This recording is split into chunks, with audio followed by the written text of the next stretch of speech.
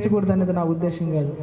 దేవుని కంటే ఏది కూడా ఎక్కువ కానే కాదు. ప్రియులరా, వెళ్ళాడా? అది కూడా చెప్తాను మీకు. అవన్నీ చేసిన తర్వాత ఏమైందో అబ్రహాం జీవితంలో కూడా చెప్తాను. ఫస్ట్గా ఏం చేశాడు? నీ దేశాన్ని, బంధువుల్ని విడిచి నేను చెప్పే దేశానికి వెళ్ళని పరీక్షించాడు. అడిగాడు, ఫస్ట్ అడిగాడు, ఇది నువ్వు నాకు చేయాలనేది. ఏం చేశాడు అబ్రహాము? సరే వెళ్తాను ప్రభా అని చెప్పి ప్రయాణమయ్యి వెళ్ళాడా లేడా? వెళ్ళాడు. వెళ్ళిపోయాడు. రెండవదిగా మనం చూస్తే ఇస్మాయిల్ అంటే అబ్రహాం చాలా ఇష్టం. ఎవరు ఇస్మాయిల్?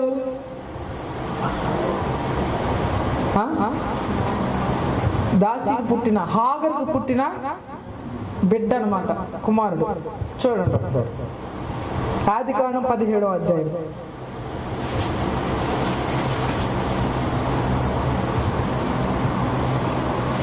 వచనం చూడండి, 17.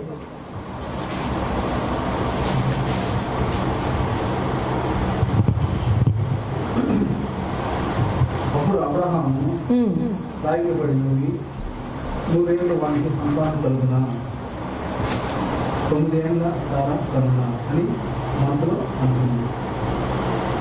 అబ్రహాము ఇశ్రాయేలు నీ సన్నిధిని అని దేవుడితో చెప్పగా, దేవుడు నీ భార్య అయిన సారా నిశ్చయంగా నీకు కుమారుని కలుగును. Praise lord. హల్లెలూయా.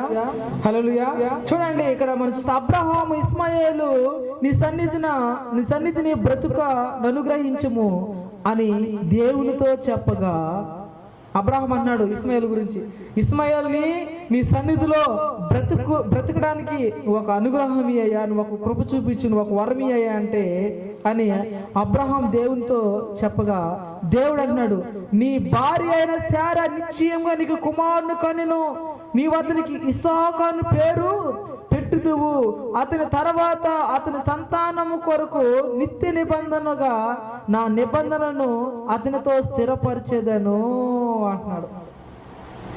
అయ్యా, నేను నా సన్నిధిలో ఇస్మాయిల్ కాదు పెట్టాల్సింది, ఇస్మాయిల్ కాదు నాకు కావాల్సింది, ఇస్మాయిల్ కాదు నీ వారసుడు.